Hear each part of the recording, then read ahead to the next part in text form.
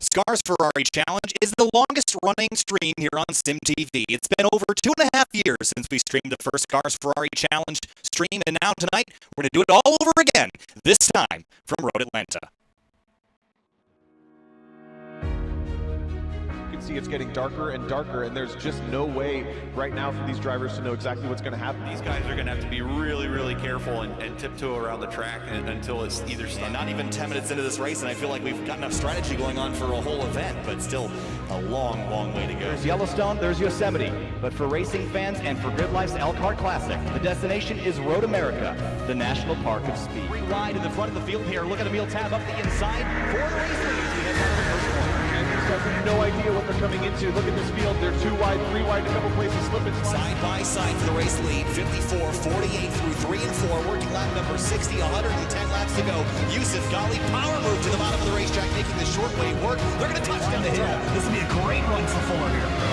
Yeah, typically ran off the track in the final quarter of that lap 4 to get a massive. Here he comes. Does he have a look? Oh, big block here by Sanfilippo. Into the grass goes Ben Fuller for turn 1. And Sanfilippo hangs on. He's loose. No! And he crashes hard in the exit of turn number 2. Don't try here, boys. They're going to do it. Gritsko backs out. They touch. They're going to crash. Gritsko going to slam the attenuator hard into the wall. And Jared Testa hits him as well. And big damage on these cars.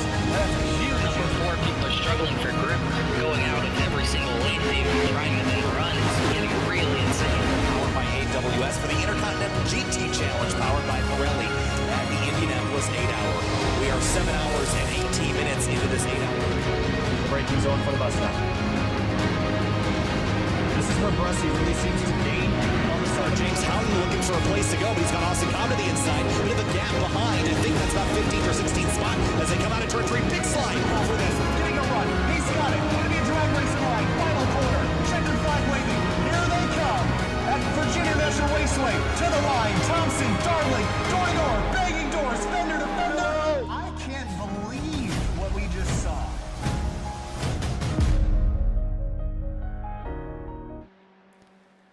There's a handful of very classic North American road courses, and Road Atlanta deserves to be lumped in with the rest of them. The red Georgia soil is ready for racing tonight for SCRS Ferrari Challenge. Another season begins here on SimTV. Welcome tonight. I'm Kyle Heyer, joined alongside Eric Mickey for what is sure to be an excellent racing season. We kick it off at one of the American classics, the 2.5-mile, 12-turn road course in Braselton, Georgia, known as Road Atlanta. Eric, welcome back to the SimTV booth here tonight. Qualifying underway for our 3-race evening here. First, we've got our Am driver lineup, then the Pro-Am races later tonight. But as we know, Road Atlanta always puts on good races, as do the rest of the North American road courses where this championship will be heavily contended. But some new drivers, some new names, and new faces joining us for this season.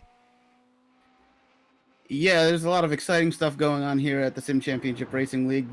Super into the Ferrari Challenge, going back to the series that built our league up from the ground. And just very exciting times. We've had the best year for the league so far in 2020. We're looking at having the best season that we could probably dream of having coming up here starting tonight at Road Atlanta. And we are just so excited to get things underway. We have a new partner in Rodenzo coming on board to sponsor the pole awards for the season, so nothing but good things happening in 2020 for the Sim Championship Racing League. Yeah, Rodenzo came on board to sponsor one of the series that we ran here in-house on SimTV, now moving to sponsor SCRS Ferrari Challenge for the fall of 2020. If you don't know what Rodenzo is, basically they make radar detectors for your vehicle, and I have one in my car, and they're not paying me a dime to say this, but my goodness, I love having that thing on my road trips, Eric. It is so nice to be able to just drive and not have to worry, knowing that you'll get an alert every time you see the 5.0 coming up the road. So pretty cool pieces of equipment, really affordable. If it saves us from one ticket, it's worth having. So check it out at Rodenzo's website. Qualifying underway already, though, and some new names and faces we'll go through, but some returning from last season. There's Ryan Daner. Well, he's up on his lid right now. He returns to the series, as does Bryce Calusa, who was a late entrant last season, TJ Cooper, Jim Bedson, Murphy Nichols, Sean Foes, all the drivers we're used to seeing.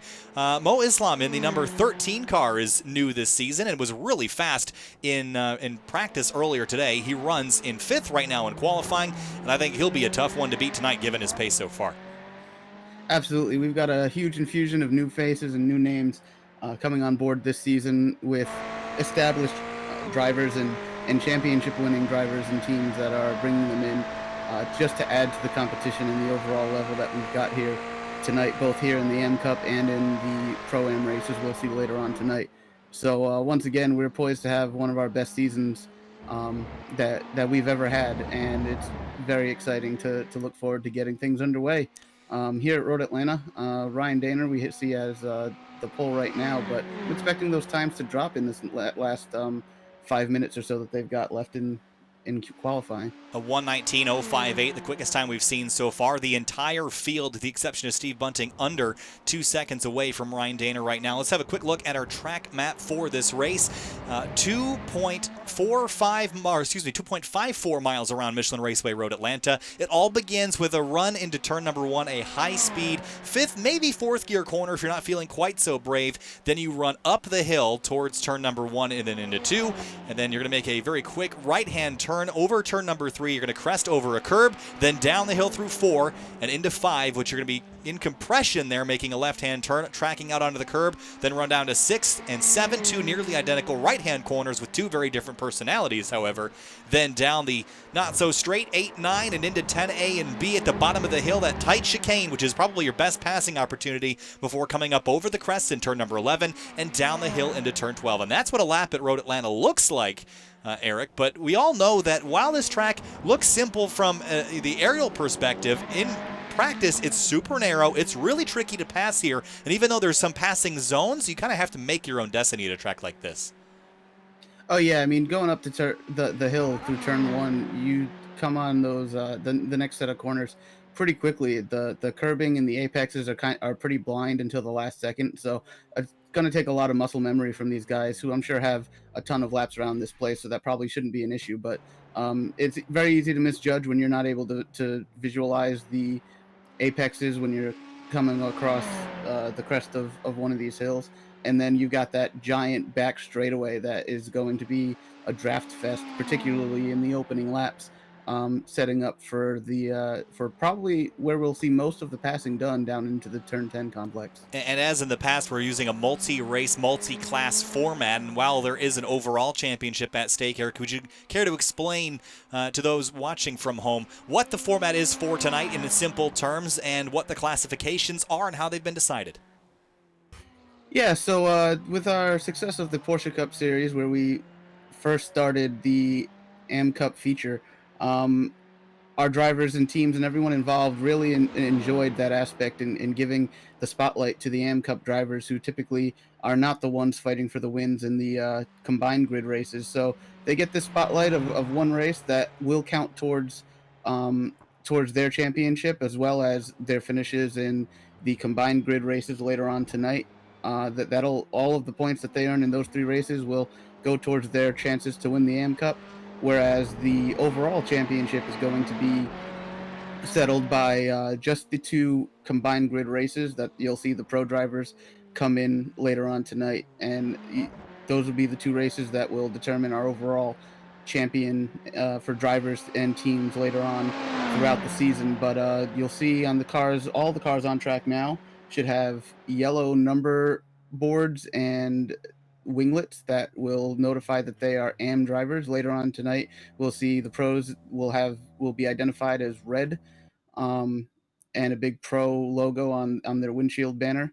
And so that's how you can tell apart who's racing who for position. But we do have a change in our points structure, where it's only 25 points for a win as opposed to 50, which is what it was last season. So there will come a point, if we get too many drivers, that a lot of these drivers will be walking away with 1 or maybe 0 points, depending on how they finish. So we're looking at a very different type of championship than we saw play out in the Porsche Cup with this new point system. Well, really excited to get this one underway tonight. Road Atlanta is a staple in the North American racing community, and you saw that factoid there, that down towards the chicane, which you're looking at right now, down into Gravity Cavity was where you used to descend there. The chicane didn't exist. You'd head down a very steep incline, bottom out, then crest right where the bridge is now, and they've, of course, kind of flattened that out a little bit and put a chicane there due to some high speeds and potential for bad accidents over there. Those have been replaced replaced, or that area has been replaced with that chicane, which is a great passing opportunity, maybe not quite as awe-inspiring as what used to be there. We're going to head down to the racetrack here in just a minute, and we'll bring you your starting lineup here. And, of course, your pole winner on that front row is going to, I believe, was that the 35 car? Who is on the pole here? Who ended up Ryan Daner. He'll Ryan take home Daner. our first Redenzo pole award of the season and gain a point towards his championship hopes for the AM Cup. Later on tonight, we'll get another Redenzo pole award for the pole sitter of the combined grid qualifying. All right, so Ryan Daner is your Redenzo Pole Award winner. The Calvert Dynamics Ferrari GT3 machine, about 450 to 500 horsepower, about 33,000-ish pounds, give or take a couple hundred, depending on the platform. These Ferraris are not necessarily super lightweight cars, but they're not super heavy either in the GT3 form. Mid-engine platform, so they're going to perform very well at a racetrack like this. Let's roll through our starting lineup here. On the front row, it's going to be Ryan Daner in the 35, and on the outside it'll be the 157, a new paint scheme. Simworks on the number 157 of Christian Ost. Third place, we have returning driver Drew Lidke, winner of the AM Cup from the Porsche Cup season that just finished about a month ago, and newcomer Mo Islam in fourth. In fifth place, Murphy Nichols in the 55. Ryan Plord starts sixth in the 74.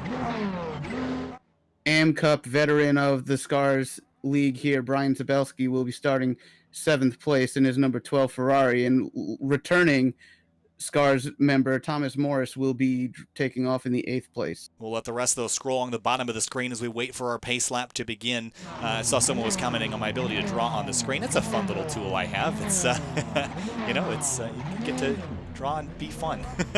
Enjoy my tools here at SimTV. Field rolling off here. We'll have a quick look at our weather information once we get through and scrolled with the rest of the starting lineup. Rearing up the tail of the field here, Jim Bedson in the 17 car starts 17th, and Steve Bunting, and two more drivers to round out with an even 20. Sean Foes in the number 10, and John Frum in the 20th spot in the 44. That is your starting lineup. Here's a look at the weather information. 66 in the air, 70 degrees on the racetrack. Very cool for this time of year in or near Atlanta, Georgia, about an hour and a half northeast of metropolitan Atlanta, a place that I got to commentate last year at the Grid Life South Motorsports Festival and commentate Grid Life Touring Cup out there. That was a lot of fun. As we head down the hill towards turn number 5, and this is the corner that I think it gets underrated for the challenge that it is, Eric. It's flat, it's fast, but I think what always catches people, and especially in high-performance sports cars, is when you come off of turn number 5 and bounce over the bumps there. That's where the roughness is. That's where you can crash. Oh yes, you'll come out off that corner using up all the curbing and be totally fine and potentially set up for your best lap. And the next time through there, you do the same thing and you get more aggressive and you're like, oh, this car can handle it, the track can handle it, and then you find yourself spun out, potentially causing a big wreck. And it's very hard to get a handle on exactly how hard you can push and how much of that curbing you can use, and it's very dependent on where you pick up the throttle and where your tires are crossing over those the transitions from the curbing onto and off of. But it's going to probably be a place we see a lot of people run wide, but it's got to be a place where you're going to have to be a little bit cautious. We did see when we raced here last season a huge wreck in the early laps that happened because that turn 5 is so tricky. So hopefully we won't see that here tonight, and we'll have a much cleaner start to the race than we had there. But you know what? You never know. Like, everyone is going to make mistakes here, and the jitters are up. This is the first race of the season, and these guys are ready to go. I've been looking on our Discord all day. They've been talking nonstop about how excited they are to get racing here tonight. So, field lining up, double file, 10 rows deep for SCRS Ferrari Challenge, the first series here on SimTV. I just announced the other day that I've been officially hired by Grid Life as a full-time motorsports technologist beginning in November, all thanks to this league. So, big thank you to SCRS Ferrari Challenge for kicking us off here on SimTV in February 2018. But it's October 2020, green flag flies, and we're racing at Michelin Raceway Road, Atlanta. 15 minutes, 12 laps on the board. Ryan Daner clears the field as he heads down to turn number 1.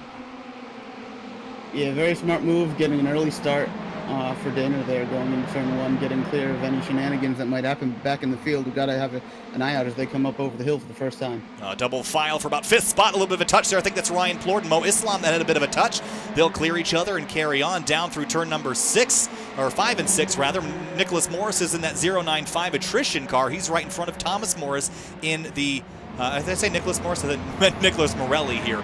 Morris following him in the number 99. That's that blue car. Now the run down to turn number 6, but Daner is clear. Plord wants to look at Islam down into turn number 6. He can't get there. Yeah, these guys very quickly got into a single file line through that first half of the track there, but we're looking to see how this draft is going to affect the running order down the back straight. Very long, wide open section of the racetrack. Trouble Takes for a Matthew couple of Strang twists and turns. already. He's out of the race, and we'll reset back to the pits for the race lead, though Ryan Daner has it heading down into 10A. Christian Ost is close as they head through 10A, 10B. Look out for Drew Lidke behind him. He's been an AM staple the last couple of years, and he's been rock solid every time he's entered. Look at the leaders chasing each other down the hill to complete lap number 1 across the line. Ryan Daner leads the first lap, but only by a 1/10 of a second. Ost is making a return after leaving pretty early in the season last time around. He's looking to make a statement here with a win here if he can. On the brakes, delicately dancing over the curbing there through turn number 3. Just going to kind of chuck the car up over the top. Andrew Mickey, a little slow through turn number 1. He's run off the racetrack. It looks like there might be a little bit of right front damage, so I wonder if we briefly look back, was there a touch heading down into turn 1 and 2? Yeah, just a little touch with the number 7 of Benjamin Pagula. And Mickey is off in 17th now. Unfortunate for him. I know he was excited. He hadn't really been excited about, or this excited about racing in a little while here. He was really excited about the way that these cars drove now and had a ton more practice than he's typically used to putting in for it, so that's disappointing for Andrew there. Replay for Steve Bunting, just got off the turn 5 curb just a little bit wrong. That's what we talked about during the warm-up lap, how tricky that corner can be. Here's Mo Islam having a look at Murphy Nichols side by side for 4th as they head down the hill towards turn 10B in the braking zone. Islam can't quite get there. Murphy Nichols hangs on for now.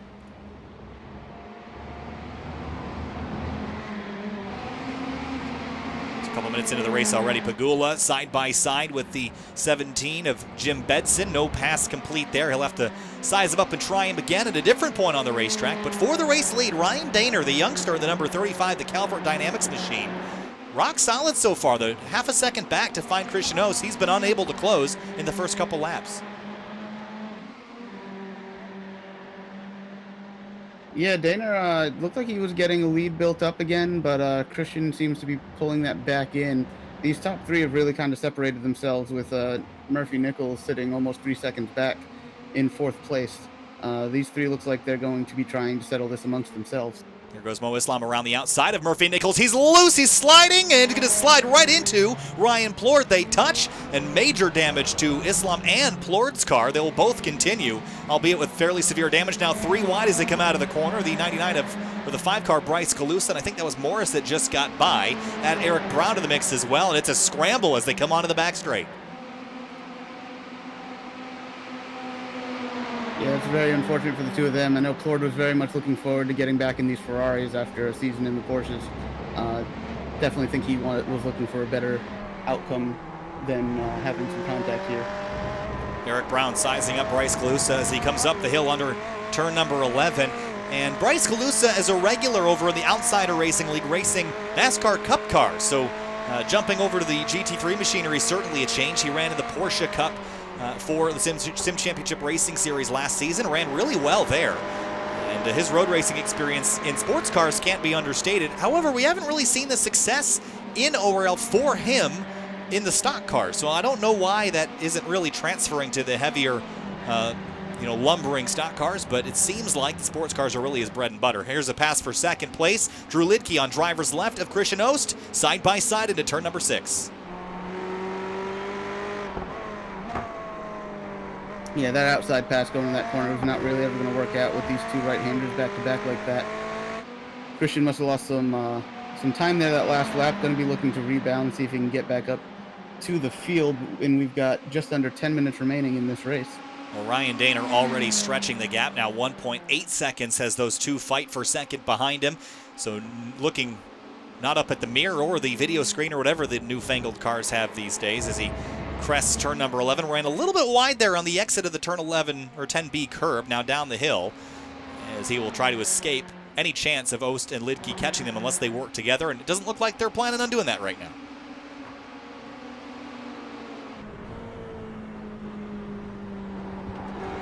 Oh, a bit of a bobble out of Christianos as they head up through turn number 2. Lidke pounces on it, driver's right into turn number 3. Offline, slams on the binders and jumps over the curbing, gets a little bit of grass. And that was a bit opportunistic there. And wasn't able to complete it. Now Murphy Nichols closes from 4th. Yeah, that was a little bit of that being offline, coming over the top of the hill there. Getting it just a little bit wrong, but that can be very, very detrimental to your chances if you make even that small of a mistake there. Murphy Nichols with the Smoketown Brewing Station livery on board this car that he carries with him pretty much everywhere. Trouble behind him. It's the 17 of Jim Bedson. He's gone around. I believe this is at the exit of turn number 5, and it looks like it is. And I'd have to bet that it was a mistake coming over the crest, and this time it might have been the inside curb that got him. If we go back a little farther, we'll ride on board. Yeah, just got it a little bit wrong going in there, Eric, and just got the car off balance. It's so easy to do. Slight touch into the wall won't affect that car at all, I don't think. Yeah, no, probably not. He'll probably be all right. Just a lot of track time missed there as we see two cars side by side here. It's Thomas Morris in the 99, Bryce Calusa, and squeezing around the outside is the 56 of Eric Brown. Mo Islam in the 13 car. He has gotten back going. He's in 11th right now, but following this great scrap for 8th place off into turn number 1.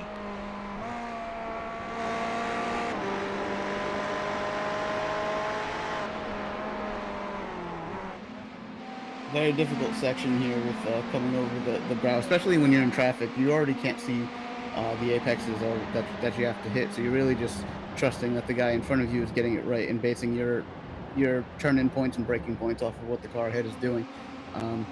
And sometimes that can help you, sometimes that can lead you into the same kind of errors that they're making ahead of you. Mo Islam tracking down Eric Brown and sizing him up here. He'll probably have the draft onto the back straightaway. We talk about the draft a lot here because this is one of the longest straightaways in North American road racing. I believe it is a little bit longer than Road America's straightaway from turn 3 to turn 5. It just sort of winds, and I don't think they really consider it a straightaway, even though that's essentially what it is.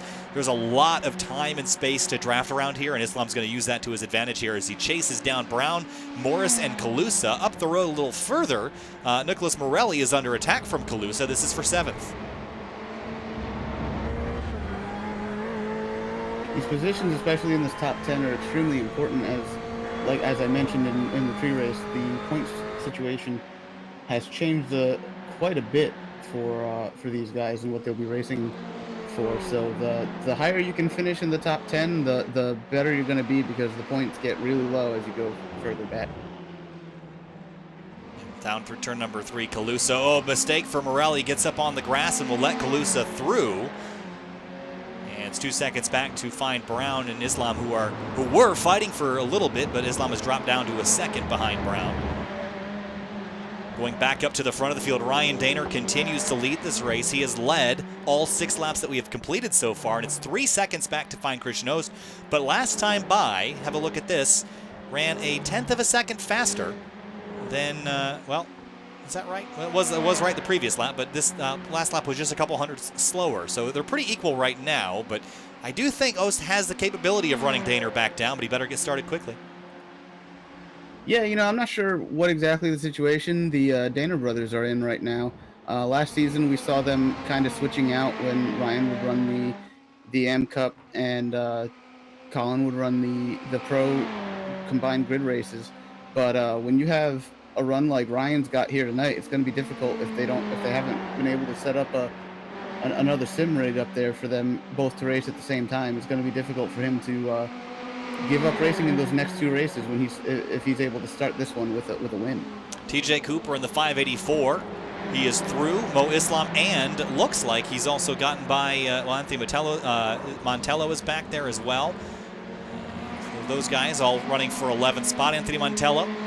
You see the Lazy Rocket Vinyl Produce on the side of that. That is, they basically do vinyl graphics, and they do full vehicle liveries and all sorts of stuff. They've been a sponsor of SimTV in the past, and all my decals are done by Lazy Rocket. They're awesome things, and I love having them around. And Anthony running 13th right now after starting in 15th. He has had slow progress so far, but progress nonetheless. Yeah, Anthony really wanted to be a part of our last season with the Porsche Cup series, but for one reason or another, he was going through a move, going through some other stuff, was never able to make the grid, but he was very excited that he was going to be able to get out here and race tonight with us. Let me tell you something, Drew Lidke is really reeling in Christian Ost as they crest the hill here. Lidke's last lap was a full 10th quicker than Christian Ost. And with under 4 minutes remaining in this race next time by, I think they're running out of laps. It should be about 4 laps to go this time through. And 0.3 of a second is all that separates Lidke from running second in a silver medal here in the AM race earlier in the night. Yeah, you know, we saw Lidke pretty much dominate without question the AM Cup last season in the Porsche. And this here, I think I'm a little bit surprised that he hasn't been able to get around Christian and challenge Daner for the lead. I'm wondering how much of that has to do with the difference in the way that the cars drive. Obviously, the Porsche Cup did not have the benefits of the electronics that a GT3 car here has with the ABS and traction control options. Although the drivers are locked into whatever the baselines, the setup that they're running is. They're all running the same traction control and ABS. The only thing these drivers are able to change on the cars is the brake bias. Anthony Montello right behind the number 13. This is a battle for 12th. We'll follow this all the way down to turn number 10A. 2.1 seconds though. Daner slowed up a lot last time by. 3 laps to go this time through. 1.9 seconds, a full second closer than they were a lap ago. Here's Eric Brown and Nicholas Morelli side by side. That is for 8th place into turn number 10. And Thomas Morris is going to try to sneak up the inside of 10B. Jams a nose in, touches Morelli. Morelli's going to loop it right in front of more cars. Looks like Cooper's going to squeeze on through, but that was an opportunistic nose punch there by that number 99. Yeah, it was a little, just 2 cars looking for the same real estate. Little overzealous maybe of Morris to dump it in there, but that was definitely some net code was there. Internet, the inner tube's not working quite as well as we would like them to. So Morelli will drop down to 13th. Disappointing considering how well he was running. Here's Brian Shabelski, who's got Bryce Calusa right behind him. Here's a great run out of turn number 5. And now they're going to drag race to turn 6. Shabelski looking like he just kind of gave that one up there. Shabelski's success in the AM Cup for over his entire stay here in the Sim Championship Racing League has really come down to the fact that he's just very smart about when he takes a risk and when he doesn't, and how he manages his finishing positions and the points that he takes home. And it looks like he's definitely starting again with that mentality of not trying to take something that the car is not willing to give him. We've had a pass for a second. Drew Lidke has gotten through Christian Ost and puts himself in second place with, oh, here comes Ost back down the inside in turn number 12. That's always hard to do here, but this time by should be about 2 laps to go. We'll start lap number 11 this time through with 1 minute and 30 seconds left on the clock. Daner is too far up the road, but I think Christian Ost knows he can still get second back from Drew Lidke here. Yeah, I think they're racing each other for second place there is what caused them to lose ground on Ryan over that last lap. Daner's pretty much got this one locked in as I'm watching Murphy Nichols go off track into the grass. He's pretty much been doing that in turns 2 and 3 for the majority of the race here. Just getting a little wrong, but I know he was also very excited about being able to race and starting a full season with us here. So I think this 4th place that he's running in is going to make him pretty happy to start. Still watching that battle for a second as they come out of turn number 7 and run down through 8, 9, and into 10A. Trouble for Anthony Montello. He's around in turn number 5. And we'll see how he got himself in this situation. I'm willing to bet it was getting on the curbs here. Now, so same thing we saw earlier, just kind of had the car unsettled with the stiffness of the suspension. Woo! That was, I believe, was that Morelli that just squeezed on through. Here is what he saw off the nose of that car. Oh, man. That is some last-second split decision timing there for Morelli to make up his mind on where he thinks he's going to be able to go to get by there and be successful. As we've started the final lap with Lidke and Ost still competing against each other for this second place. White flag is in the air this time through. You'll see the graphic change as we hit 0. Yes, there it is. White flag for Ryan Daner, the youngster in the 35 Calvert Dynamics Ferrari. Drew Lidke runs second, and Christian Ost is in third, not too far back. Thomas Morris and TJ Cooper swapping spots. That's for 9th. We'll update you there if it gets any closer. Ost, a little bit wide into turn 5, will lose some ground to that number 121. Moving back to 5th place, here's Ryan Plort and Bryce Calusa going at it for a spot. This one will come down to the wire as well.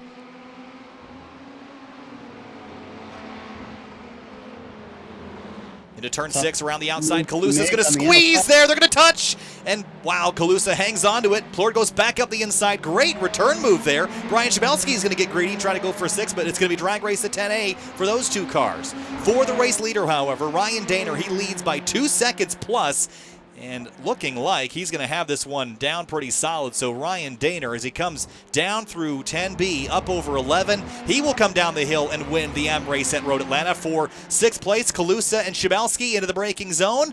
Move Kalusa back, Shabelski up to, or down to 7th, and Lidke Ost, the rest of your podium. Then Murphy Nichols 4th, Ryan Plord 5th, Kalusa, Shabelski 6th and 7th. Eric Brown in the 56 will bring it home in 8th place here. TJ Cooper and Thomas Morris rounding out the rest of your top 10. Big win for Ryan here tonight. He's been looking for this since he started racing with us last season early on, and I'm sure he's super excited to be able to get this victory in the start. But like I said, you know, if he's not able to get out there for the second 2 races tonight, it's not going to mean much championship-wise, but he does come away knowing that the drivers that are deemed to be on his level, he was able to outrace them all tonight.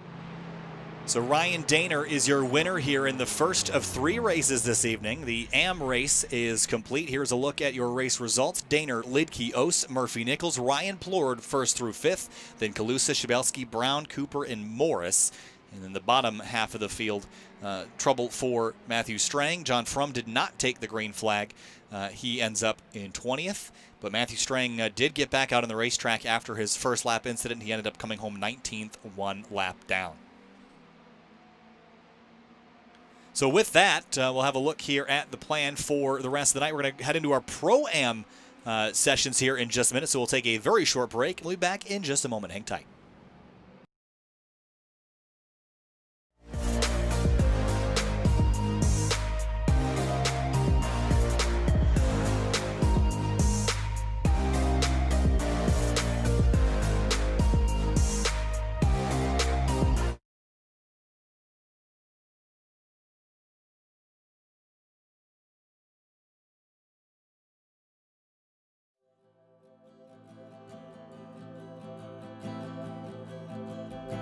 If there's one place that defines American motorsport, it's here. The sandy beaches a few miles away held races for decades.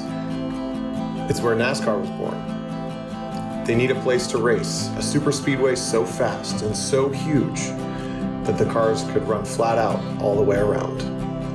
So they built it. 1 million square yards of earth was moved to create the banking. The void left behind became Lake Lloyd. And 2.5 miles of asphalt created more than just one of the most beautiful racetracks in the world. It built the foundation of NASCAR. In the decades that followed, Daytona became hallowed ground. The trophies here mean more than any other. Win the 500, put your name on the Harley J. Earl Trophy. Win the 24 hours and strap a Rolex on your wrist.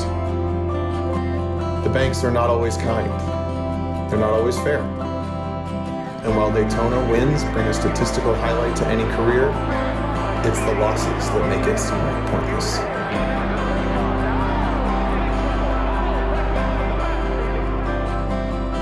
But for every untimely ending, there is a triumphant healing.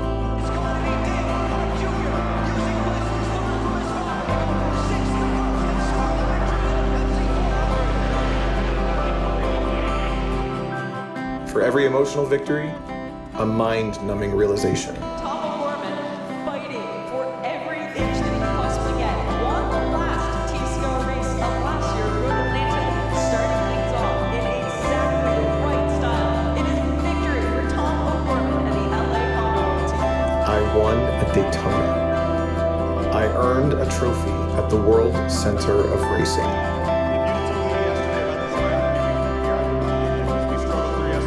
The checkered flag waved for me. For me, it was not the end of a career. While it may be a highlight, it is only the beginning. It's just the best day ever.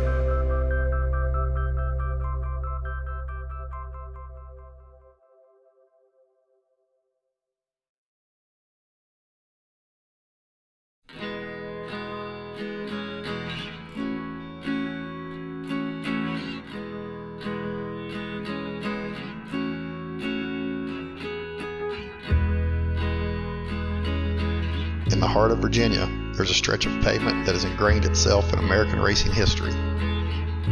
Built in 1957 with just a bulldozer and a plot of land, Virginia International Raceway has become an icon.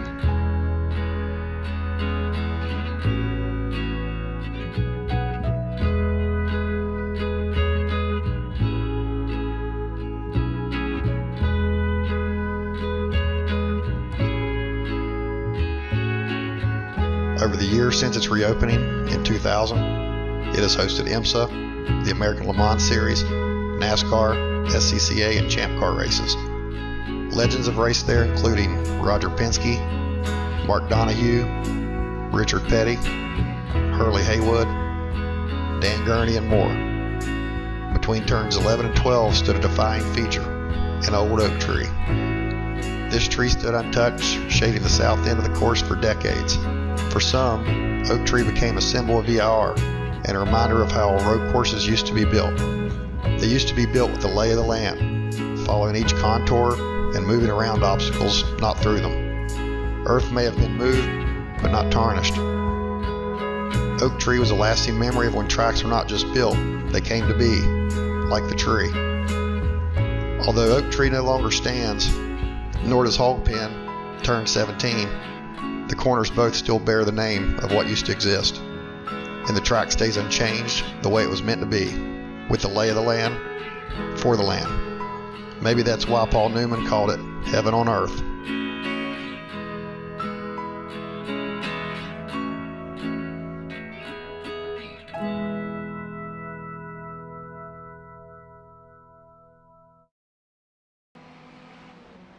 We might not be at VIR, but we certainly are at a classic American road course. Welcome back to SimTV and to SCRS Ferrari Challenge's first round of the season from Michelin Raceway Road, Atlanta. My name's Kyle Heyer. I'm joined by Eric Mickey tonight. Got about 10 minutes remaining here in practice, so if you want to wait for the actual race to start, the race will actually go green at 9:30 p.m., which is about 22 minutes from now. We'll be covering some practice and qualifying until then, so thanks for joining us here tonight. If you're new, make sure to hit the subscribe button and join us for more SCRS action, ORL action, fuel, and more, including the DC region SCCA, starting with TCR and GT4 next Wednesday night.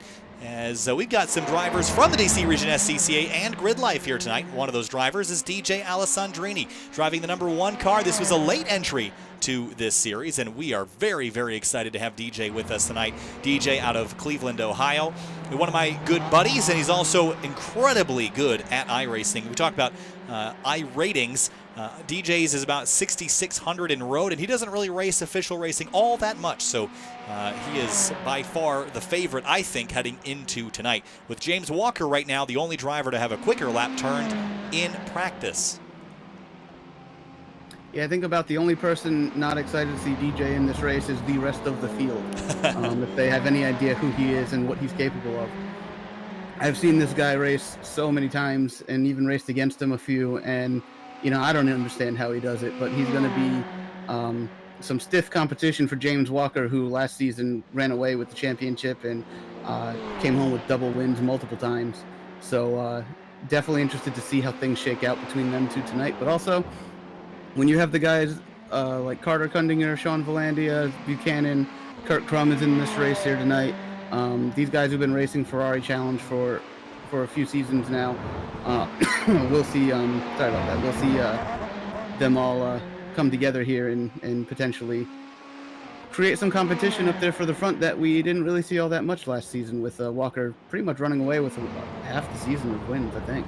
Well, DJ is missing some logos on his right side. Maybe it's some weight reduction. But as it stands right now, DJ is about 1.5 tenths behind James Walker. And this is something that DJ doesn't do a whole lot, is race fixed setup series. He normally will race an open setup series. He likes the ability to tweak race cars. And I'm sure he'll have words to say tonight. Oh, this car pushes and shoves it. And he'll probably do that tonight. But this also creates a level playing field to some extent. And now DJ would probably disagree. He would tell you, no, it's a level playing field, more level playing field when it's open setup, because you can tweak the car to your liking and overcome any deficiencies that you find. But I think for everyone else, they're glad that it's a fixed setup, because it's going to keep DJ constrained, I think, from messing too much mechanically with these cars. So James Walker, Alessandrini, Kundinger, Volandia, and Buchanan, the top 5. And while we're talking about Buchanan, I want to mention his Project 2 teammate joining us this season. That would be Mitchell Welker in the number 77. So good to have him around as well this time. Yeah, they did some damage in the Rodenzo Sports Car Challenge back in the Porsche GT4 cars together. So they're going to be a strong duo. And not to lose sight, yes, we are talking about James Walker and Alessandrini as the guys who are probably the 2 favorites to win the races tonight. But we should mention that whichever one of them wins will be having to come from 18th place in race 2, as that is what's going to be the field invert for this season for race 2. But on top of that, we have a very close championship battle on the teams. Our Bombshell Motorsports, or Bombshell Racing team, took over the championship lead and won by just 4 points over Project 2 last season, and they were trailing by about 30 or 40 going into the last race of the season. So Project 2 looking to strike back and maybe take home that team championship this season. So there's more on the line than singular race wins for all these guys out here tonight. For sure. If you would like to follow along live timing and scoring, you can do so at our website, simtvbroadcasting.com/timing. I also want to mention the field size we have tonight. We've got 30 cars or more, judging by our entry list right now, and that is, I think, the largest field size we've had since 2019, I want to say, and it was at Motorsports. I think we had a field of 32. Was the last time I remember a field this size. So this is going to be a big field. We also remember the last time we came here to Road Atlanta, we had a big pileup at the exit of turn 5 on the opening lap, Eric, so there's always a possibility for that. So if you're starting towards the back, do you treat this race differently, knowing what happened here last time? Yeah, I mean, we just saw that the AM Cup guys were able to handle it just fine through the AM Cup feature, so I'd be a little bit surprised if we get problems with in this race, now that we're throwing in the pros in there. But there are, as you said, 30 cars out there as of now, so that could cause more congestion through the S's, and you never know what you might get. But I think those who are here for that race are probably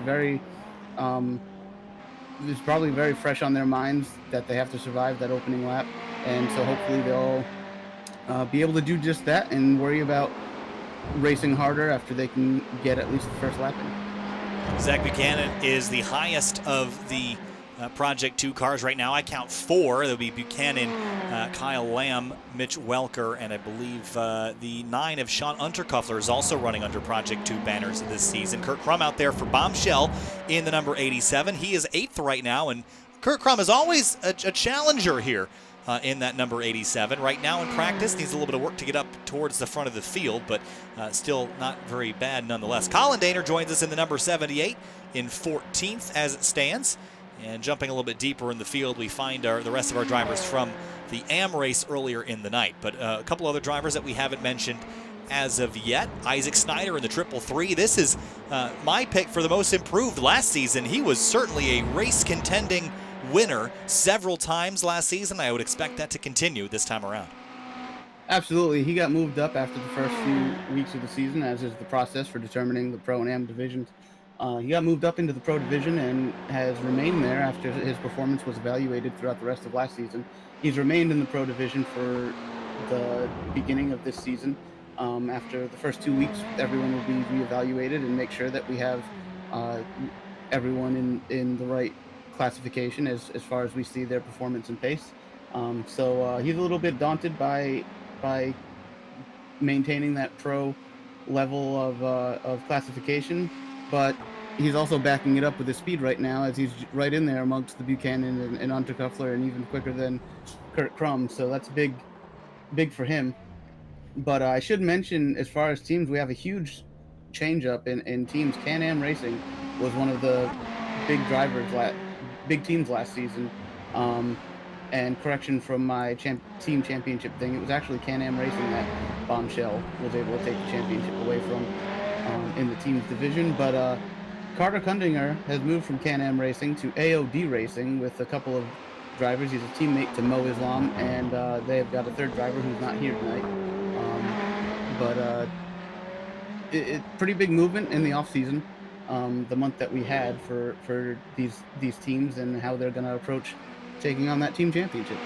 For sure, and again, if you haven't noticed yet, we'll see this as they come down the hill here. The drivers with the red banners atop the cars, those are the pro category drivers. You see the Kyle Lamb machine is a pro category driver with the red banner, and we'll actually get a pretty good look at this as they come up the hill. I want to zoom in just so everyone can see, and then here's a good look at it right here. So right here, you're going to see the red banner. That is the pro category, and here you'll see the yellow banner. That is the AM category. And again, there are separate championships and a combined, so those drivers will not be directly competing necessarily with each other in some ways, but are in others. So you see them chasing each other down the hill, and basically the classes are just sort of an indicator of your level of performance, just to kind of make sure that there's some fair competition at all levels of SCRS Ferrari Challenge. And I think we've got a pretty nice class split. We had about, 20-ish drivers in the AM race earlier, so we should have about 10 pros here lined up for tonight.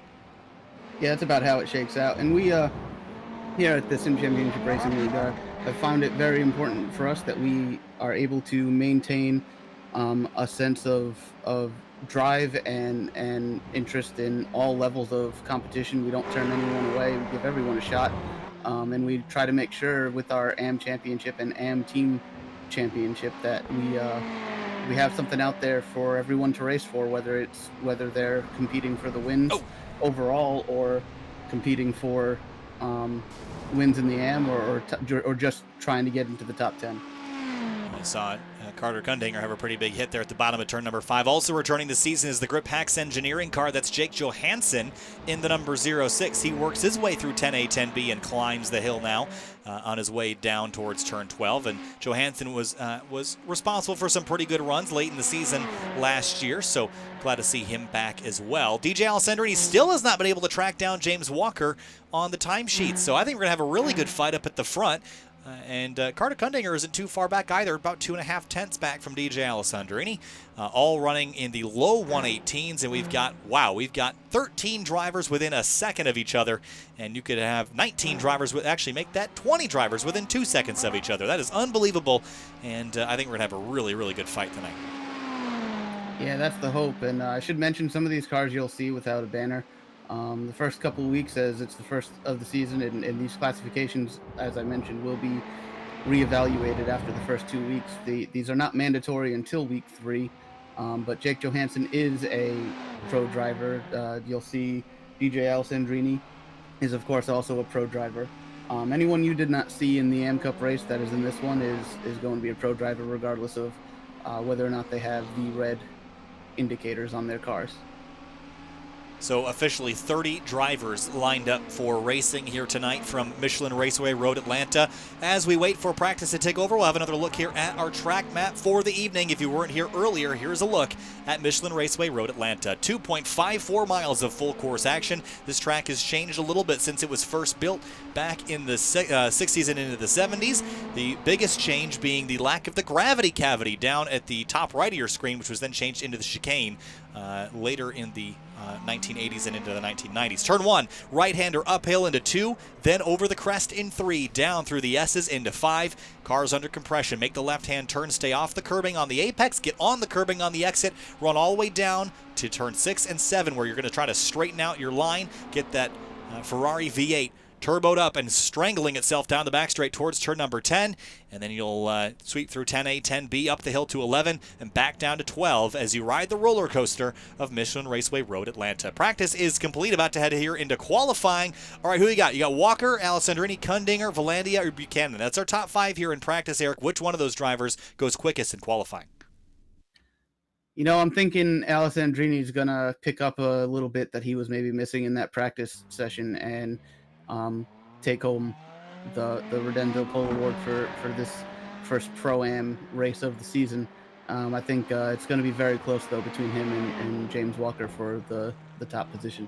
So DJ Alessandrini gets rolling now in that number 1 car down the hill through turn number 5. We'll ride on board with him, actually. I think it'd be a good view to hang out. So we'll ride on the nose of this car, and we'll pull up the information that his vehicle is putting out here as he climbs the curb in turn 5. And DJ knows how to find speed at pretty much any track and any car, but we don't really see him race a whole lot in fixed setup series, as I mentioned earlier. Now, you'll see what he's doing. He's already trying to science out warming up the tires to the best of his ability. This is just DJ going to work, trying to figure out how to be fast. I should mention that these cars, at least within the sim, they are all on track by themselves for 10 minutes or 4 laps, whichever comes first. And that's what they have. That's the window of opportunity they have to get the best lap in they can. So now accelerating and still going to try to get on those brakes to warm up the tires, get them up to peak pressure. But then as soon as he crests the hill in 11, it's game on, and we'll follow his lap around. We'll pull up sector times. And here we go, down through turn number 11, and green flag flying for DJ Alessandrini in the number 1 car. Grid Life Touring Cup competitor, race winner from Mid-Ohio Sports Car Course earlier this year. That video is available on the Grid Life's official YouTube channel. Down through turn number 1, sector 1 beginning. Nice apex there on driver's right. Track out to the edge on the left. Now blind apex through 2, all the way to the left. Now back over the right, use as much of the curb as you can. Then string it down through the S's here, Eric, and this is where it gets really important that you're on line and on balance to avoid upsetting the race car. Ooh, big one of moment those there. sections. Yeah, he did have a bit of a moment there, but this is one of those sections that if you get one thing wrong, you're going to mess up the rest of it, as he gets a little bit wobbly out of the corner there over the curbing. As we mentioned throughout the AM Cup race, that curbing can make or break your day. So 34.593 first sector. He'll head into turn number 7 and throttle up for the back straight. Still a chance to save this lap, although I'm sure he'll probably go faster on a subsequent one. This is very different from stock car qualifying on road courses, which we saw in the Fuel Mission 22 Premier Series. You see him already still warming up the tires here. We saw at Road America a couple days ago in the stock cars that you get 1 lap and that's all you get for qualifying. I don't think that's true in the GT cars, Eric. I think you get a couple chances before your tires start to wear out. Yeah, the tires have been a little bit weird over the last couple months for iRacing. Some cars now, it used to be quicker just not that long ago to get out there and run 3 or 4 laps and just keep getting quicker. Now it seems some of these cars are quicker on the first lap and then start slowing down after that. But not really sure where on that spectrum these Ferraris fall now. But I think DJ definitely probably had noticed a couple of mistakes on his first lap, so kind of realized that that's not going to be what he wants. That's not going to get him what he wants out of it, and decided to just continue to get the car in up to maximum efficiency for a lap 2. But you can't do that too many times because you've only got 4 laps to work with. Well, much better sector time that time through. James Walker sits on provisional pole right now with a 1:19.135, 3/10 up the road from Sean Vallandia. Then it's Drew Lidke in 3rd, Zach Buchanan 4th, Kurt Crum in 5th. 17 drivers have recorded time so far. DJ only 12th quick on his first lap out, and we'll see when he comes across the line the second time through to see if he improves. Vallandia goes quicker on his second lap out. That'll be a 1:19.436.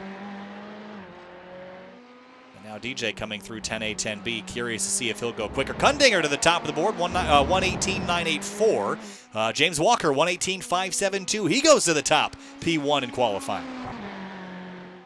Yeah, these times are starting to come in real fast, and they're definitely picking up speed on these second laps here. So it looks like the tires are just starting to come in. It may be that these tires are going to get quicker and quicker and that 4th lap may be where you get the most of it. Yeah, DJ only 7th quick on his second lap out. Isaac Snyder jumps up to 8th. A lot of shuffling going on towards the bottom of your timing. Vallandia goes 2nd, 1:18.968 on his 3rd lap out. Carter Kundinger improves to 3rd, 1:18.984 for the 0-2 machine. Looks like he'll back down. Kurt Crum jumps up to a 1:19.004. That's 4th place. Bryce Calusa into 5th, 1:19.064.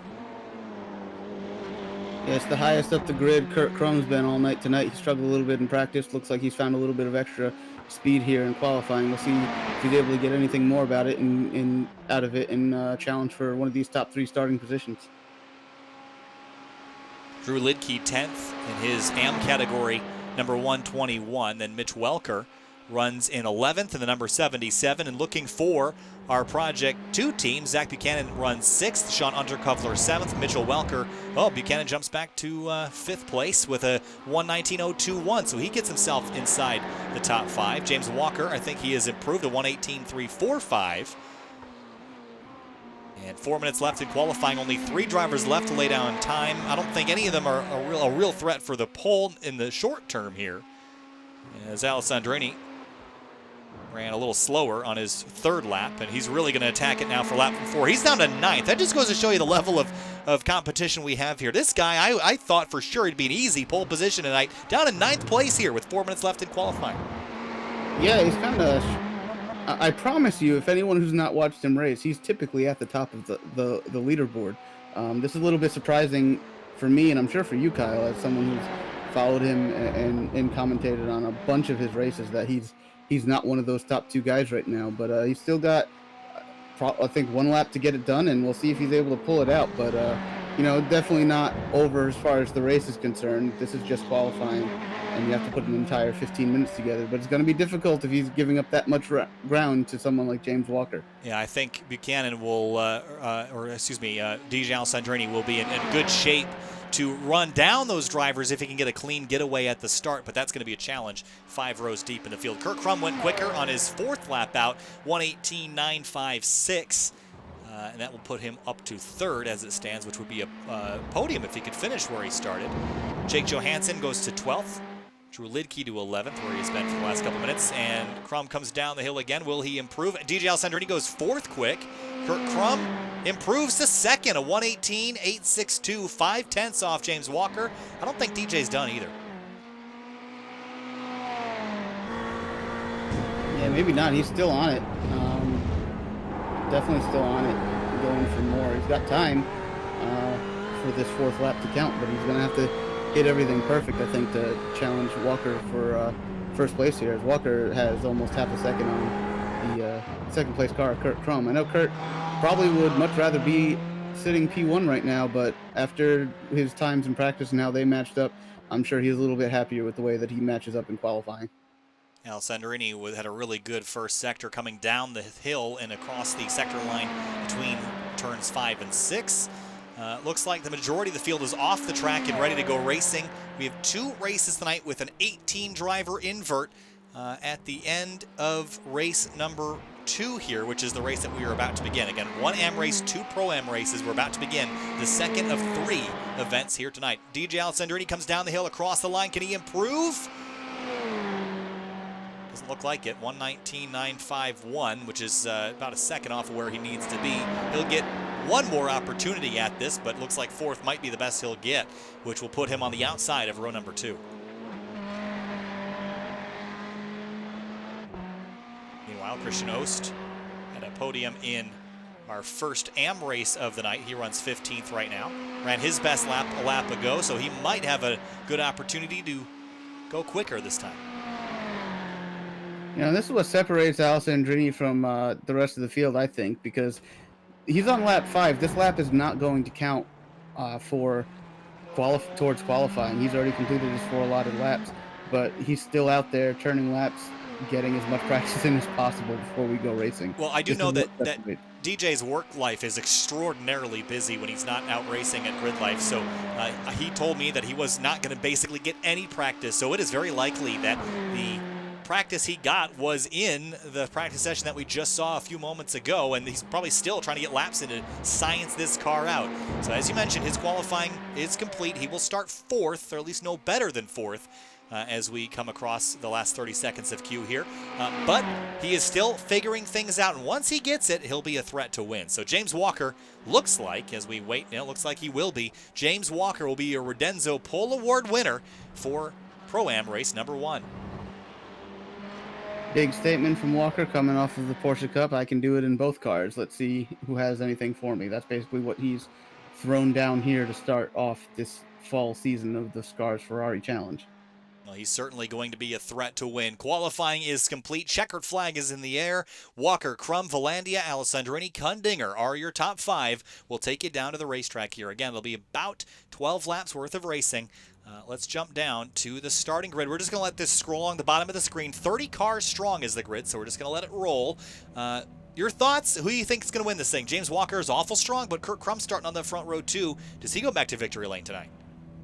You know what? This is going to be difficult. That back straightaway is going to be everything in terms of drafts. So if Kurt's able to hold on, or even Sean DJ or Carter, even Zachary, like they've all got the skill necessary to keep close enough with Walker through the first half of the track that they can use that draft to make up for anything they might lose and still be on his bumper for the entirety of the 15 minutes. My money right now would be on Walker just because I think it's going to be easy for him to get a good jump on this start, being in control of it, and get away and just have clean track and just drive away, as you have Alessandrini, Volandia, Crum, and Kundinger and Buchanan are all going to be racing hard for those positions 2nd through 5th and 6th here. So my money would probably be on Walker right now. Formation lap about to begin here at Michelin Raceway Road Atlanta. The field 30 cars deep from front to back. Walker at the very point, Sean Foes at the other end. As we approach turn number 1 in our warmed pace lap here, get the tires, the heat in the tires, and that's something DJ Alessandrini just learned to see them accelerating that car and braking very quickly to try to get heat generated in those Pirelli? Michelins. What do they got on there, Michelins? The Pirelli on the GT3s. Gotcha. Get the tires warm is basically what his goal is going to be. So with our last row shown on the timing and scoring, as the field heads down through turn number 5, Eric, my question to you is lap 1, turn 1, what is the goal for anybody that's starting basically 10th on back? I think the goal is going to be just survive. I wouldn't be surprised if you see some 3 wide. Hopefully we don't see any 4 wide because that's probably just not going to end well. I wouldn't be surprised if you see some 3 wide action going up the hill through turn 1 and into turns 2 and 3 there. But, you know, you're going to have to funnel down to pretty much single file as you start to crest that hill and come through turns 2 and 3 and down into the S's towards turn 5. You're going to have to get single file or you're going to be giving up a ton of time. So that's going to be the trouble spot, and especially coming out of turn 5, as we've mentioned time and time again tonight. The exit of turn 5 and making sure you don't get a little bit too antsy and get the car sideways in front of the field is going to be the big challenge that they face on this opening lap. So the field heads down the long back straightaway here at Michelin Raceway Road Atlanta for SCRS Ferrari Challenge Pro-Am race number 1 of the season. And again, thanks for joining us here on Sim TV. If you're new here, make sure to hit the subscribe button to join us for more.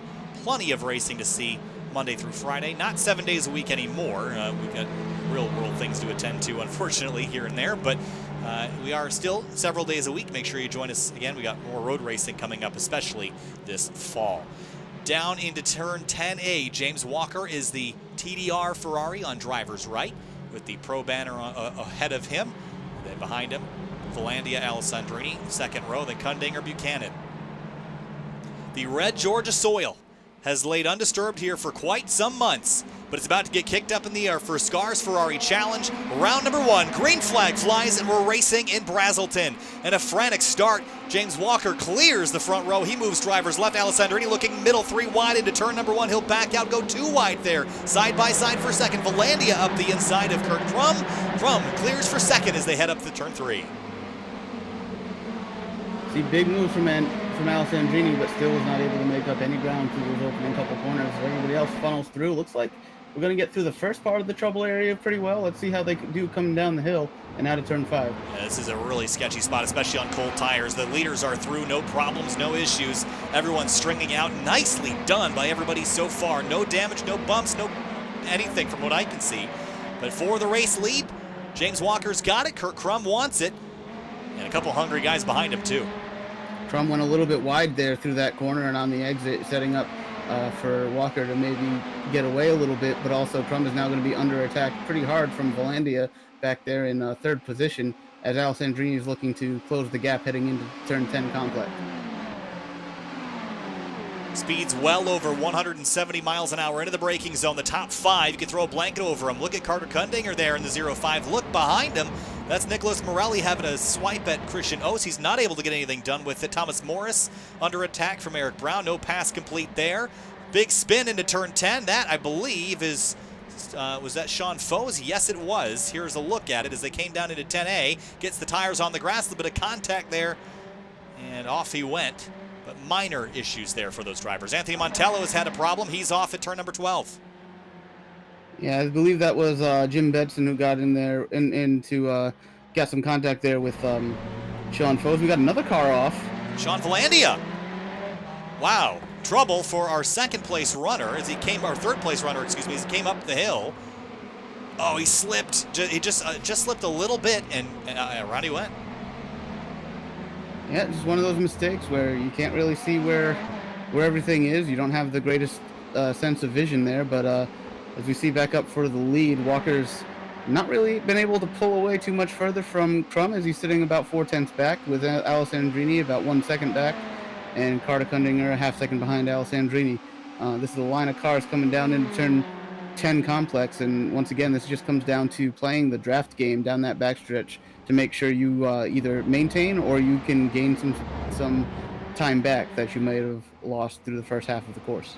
Coming down the hill through turn number 12 now, Walker, Crum, Alessandrini, your top three, your provisional podium as we complete the first 2 laps here at Road Atlanta. And only a couple small incidents here and there. Otherwise, we've been pretty clean and green. Here is Eric Brown still working over Thomas Morris. A little bit of tires on the dirt there. That's a scary spot to put 2 off. I mean, pretty much anywhere here is scary to put 2 off because it's very easily the grass can grab you and just send you further off into the unknown and into the walls. Contact there from behind. That was Matthew Strang. Got into him. And here's a look. Strang just got into the back of him there, lifted the tires up off the ground and sent him hard into the concrete. Yeah, it was just a convergence of 2 completely opposite lines coming into a section of the track where they really had to be on the same page. Oh, Nicholas Morelli, he's off as well at the exit of turn number 5. So a couple smaller incidents here, but back up at the front, Walker continues to lead. Alessandrini has made no progress on him and Crum. No, but he's made a little bit of progress, nothing major. I'm still thinking Alessandrini is probably going to be on the back of Crum here in just a lap or 2, but or a couple laps. But Crum's got the job to do to make sure that he's able to reel in Walker for the lead if he wants to keep his hopes of a race win here alive. But they seem to stretch out here coming through this final complex of the course down the front straight. Bryce Calusa and Zach Buchanan side by side for 5th. They head up the hill. Good run for Calusa so far. Remember, he was an AM driver earlier in the night. He started in 7th, and we'll have to work a little bit harder to get by Buchanan. Yeah, I think Calusa's been AM mostly because of just some bad luck and potentially some poor judgment that got him into some trouble that kept his performance kind of hidden a little bit. But he's definitely shown that he's potentially capable of competing for the win. I believe we just seen Kundinger get around Alessandrini. Yeah, Kundinger and Alessandrini battling for 3rd. That will continue as they head down the back straightaway here. Crum, though, is keeping Walker within drafting distance, 4.5 of a second between those 2 drivers. Do you think he's got enough? I mean, these 2 have fought tooth and nail. I'm just surprised that Alessandrini's hadn't gotten by Kundinger. He has met his match here in fixed series racing, I think. You know, Kurt is very methodical driver, very telemetry-driven driver, and I think he is more than happy to understand that he's well within draft range to maintain a gap to the car ahead. So I'm not sure how much of this is him driving at his limit and this is the best he can do versus just logging some laps, just letting the timer run out, as he doesn't have pressure from behind at the moment. So why not just take it easy, keep Walker in touch to potentially make a run in maybe the last 5 to 8 minutes of the race, and instead of get up there and race with him, and potentially you bring in the likes of TJ Alessandrini, trouble. He's off of the gravel trap at turn number 5, and our 4th place runner has found himself beached.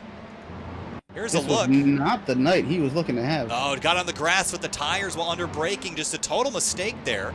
And as he tried to get back going, he had to back up into the gravel to avoid getting into a bigger wreck. That's a huge shame for him. But let's think about this. Does he know about the 18 driver invert? He only has to gain 3 spots to get there, then he starts on pole for race 2. That's what I'd be doing if I was the number 1. Yeah, I'm not really sure. I'm not sure how much he's read into the structure of the league. I know he was a late entry here tonight. I wasn't even aware that he was racing tonight until we just about went live.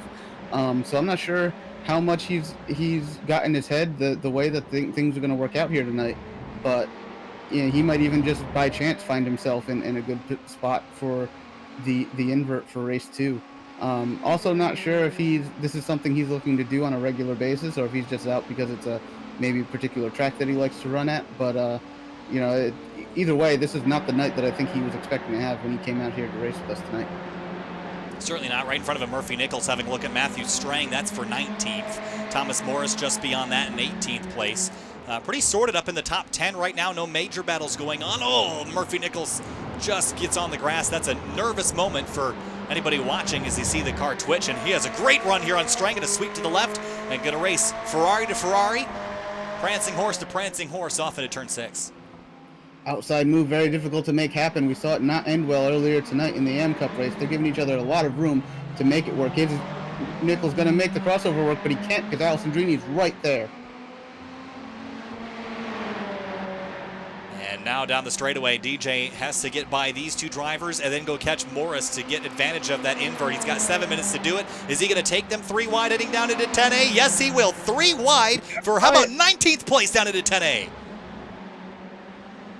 Oh, he's going to tag Nichols and send him around for a loop.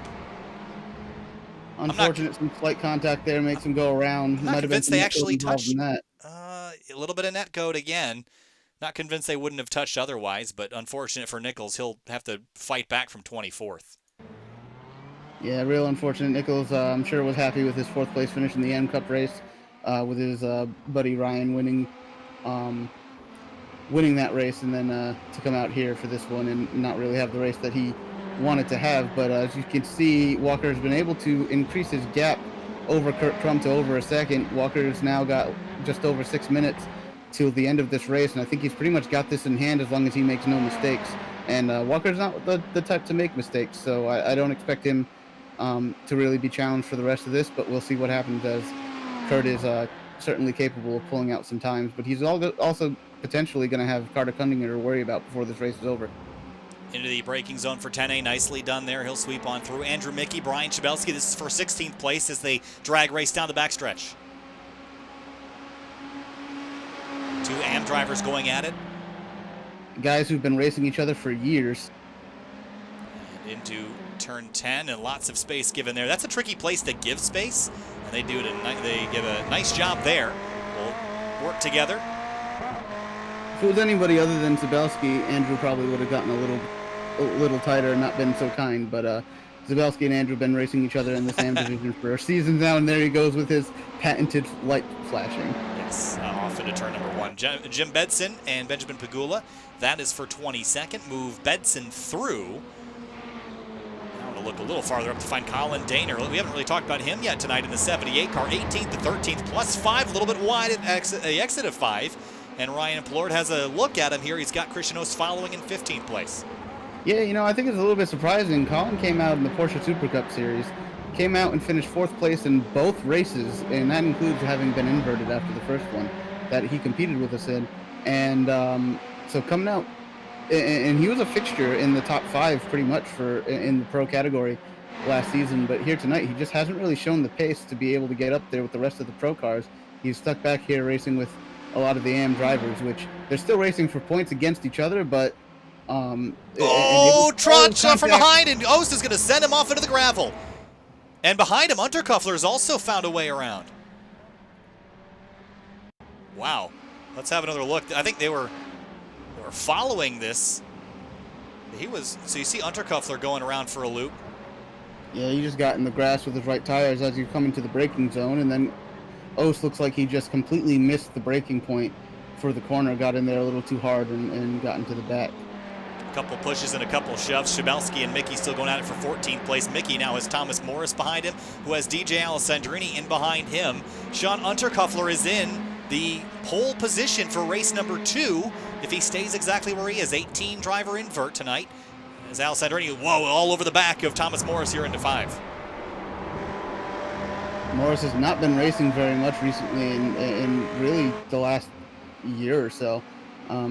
This is about to get a pretty harsh lesson in iRacing here, and what the standards are today, with Alessandrini on him, and Alessandrini makes contact with Andrew.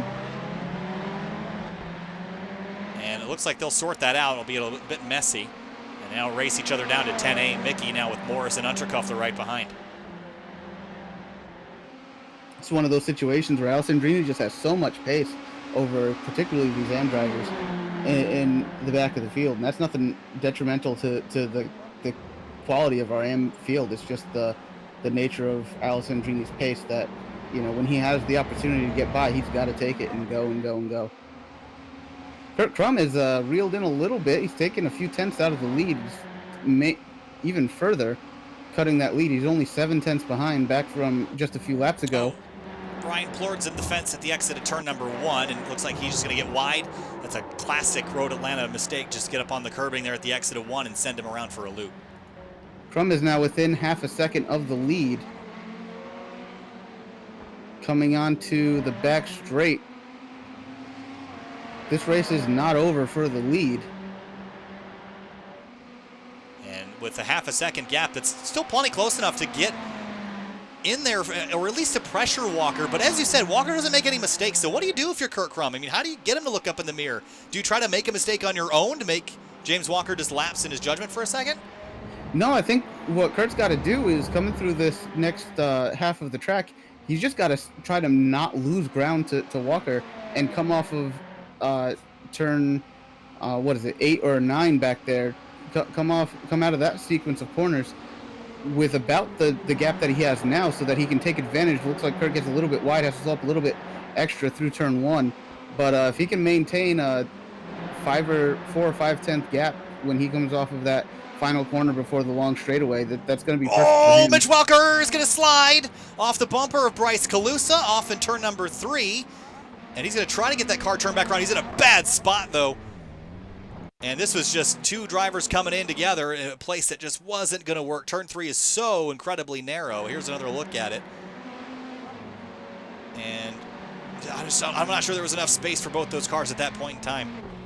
No, I'm not sure either. And I'm not even sure if that was a matter of thinking that he was going to be able to come back and make a pass for that position there, or if he just misjudged and maybe should have gotten off a little bit earlier. But Kurt Crum back to 7 tenths of a second behind Walker, but once again, it's coming down. If he can just minimize those mistakes, they're coming up, should be getting the white flag this time by.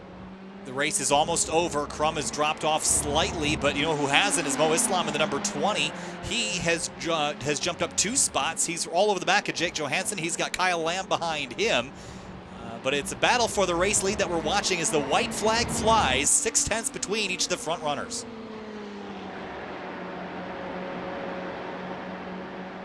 Kurt's going to have to do some major gains in this next few corners if he's going to have anything for Walker down the back straight going into turn 10 complex. Mo Islam and Jake Johansson side by side through 1. Islam is through and slots in front of Kyle Lamb through turn number 3, jumps over the curbs, and he's through and to the top spot. 4 tenths of a second. Now Crum is closing. He really gained a lot in this section of the track on Walker for the last few laps. Can he get a little bit closer through these next 2 corners to challenge him into turn 10? Now it's all the run down to 10A. Nose to tail, Walker and Crum. Kundinger 7 tenths back from second. I don't think he gets there, but Crum could send it down into 10A and just give Walker a spook, but I'm not sure he'll be close enough. With the ABS on these cars, it's hard to push braking zones deeper than the next guy.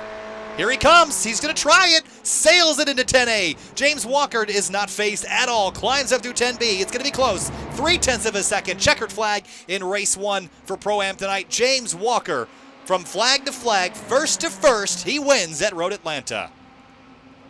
Great race. Never expected to be that close after the distance that went out before earlier in the middle of the race. But here we come with Johansson.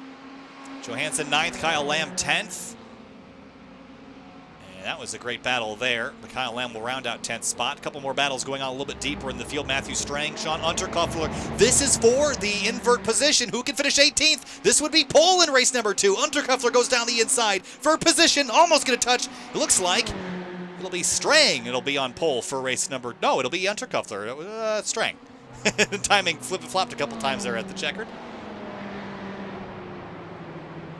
Some great racing we saw there in race 1 here tonight, and then we got this invert of the top 18 that's only going to make things even more of a fight. So checkered flag now as we have a look at our race results. We're going to take a very brief break before our second and final race here of the evening. But what a race we saw. Walker Crum battling it out. DJ Alessandrini comes home in 13th place. So he will end up 5th for the start of our second event here in just a couple seconds. And don't go anywhere. We'll be right back.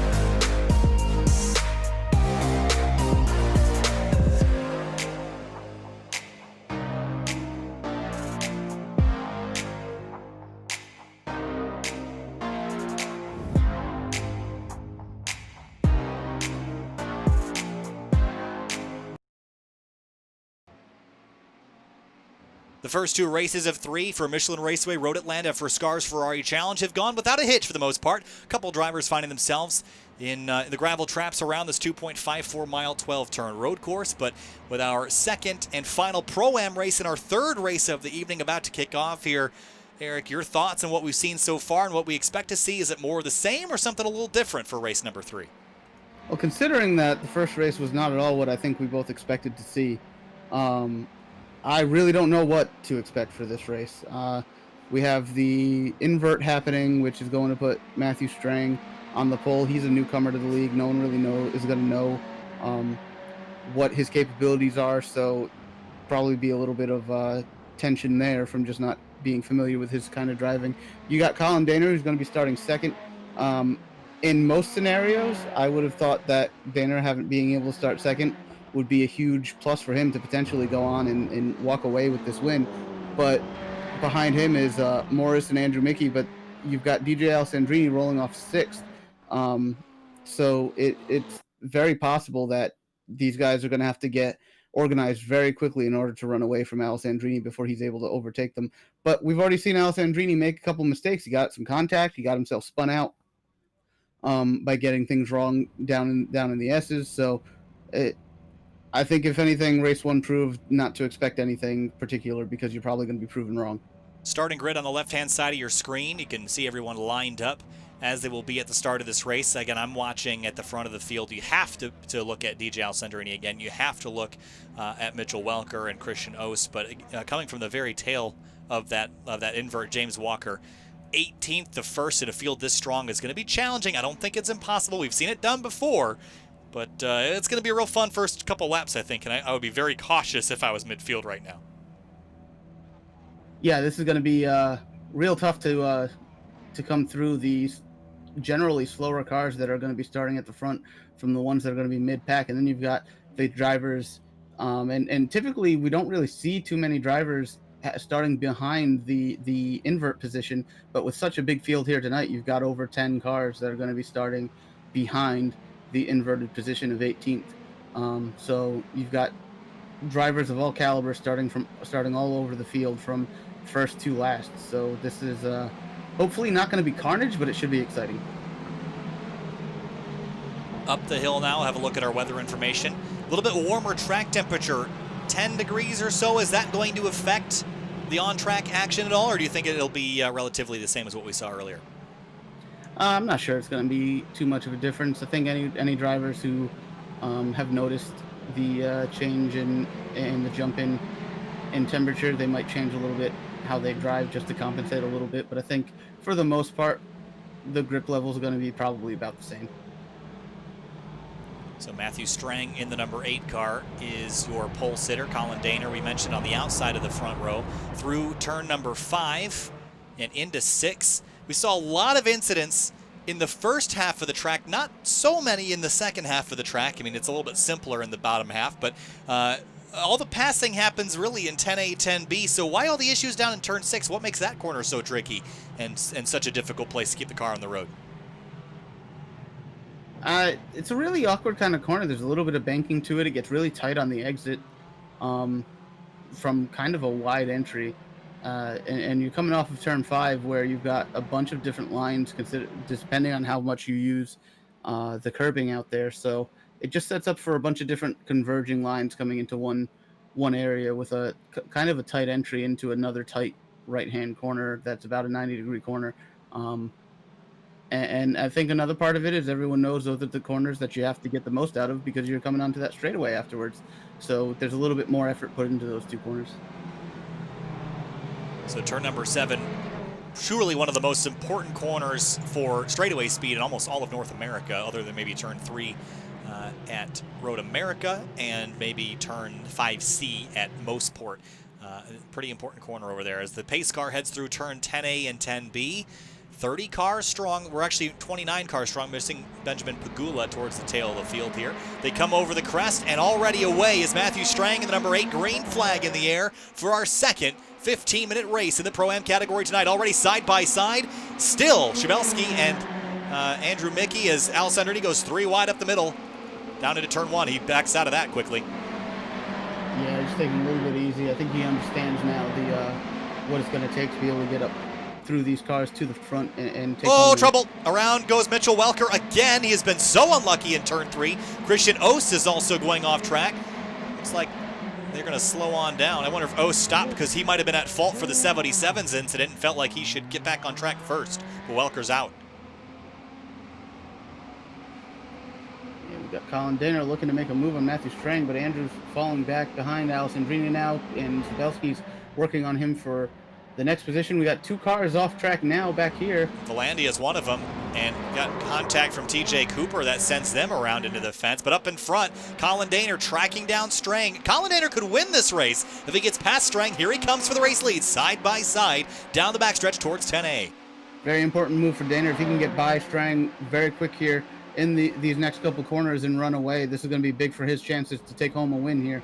He's through, takes the race lead away. Alessandrini's 4th, Mickey 5th, Chabelski, Lidke, and Moore all lined up behind, and nice and clean through 10A, 10B so far. No major issues on this half of the track. As we come up over the crest, Daner trying to run away. He has been rock solid tonight, and what if he could go out there and win this race? That would certainly be impressive. I know he's a pro-categorized driver, but the race 1 performance wasn't really there. That would be a strong comeback to win the second one. Yeah, you got to wonder how much of his race 1 performance was due to just not being able to hit the line he needed to hit in qualifying, and then being stuck in traffic for the majority of that race, not being able to have things go his way. But now that he's got up front and he's got clean air, maybe he's found what he needs to find in this car to put in the performance that we're used to seeing out of him. Alessandrini sizing up Thomas Morris for 3rd. He's been unable to get by so far. Morris drives in hard into turn number 6. I think DJ smells blood in the water here. He's going to stay in line through turn number 7 and try to get the run off the corner all the way out to the outside curb. Here he's got to run. He's going to look left, gets blocked. Now he's going to move to the right. Yeah, I think he's close enough, obviously, that probably by the end of the straightaway he's going to be side by side with Morris. But how aggressive is Morris going to be under braking zone and trying to protect this position? So far, Morris still has the nose ahead, and Alessandrini cannot beat him into the braking zone. That's a rare victory for someone other than Alessandrini. Chabelski and Andrew Mickey still battling. Morris is now going to slip up on 10B, and DJ expertly squeezes on by there. That was a well-timed maneuver. Yeah, that's the move that comes with the pace and the experience of someone like Alessandrini. You kind of know that if you can get the driver ahead of you to drive a little bit harder than maybe they're ready for, that you're going to be able to make up the ground on the other side of the corner. As we got a car going around, I think that's Kundinger. It is Kundinger, and Buchanan's going to get a piece of it. He'll spin into the fence. I think that was Kundinger, Buchanan, and Johansson all involved in that. It's just chaos now heading down through turn 5. Look at that cloud of cars up at the top of your screen coming on down. Going to get really dicey from everyone from Kurt Crum on back.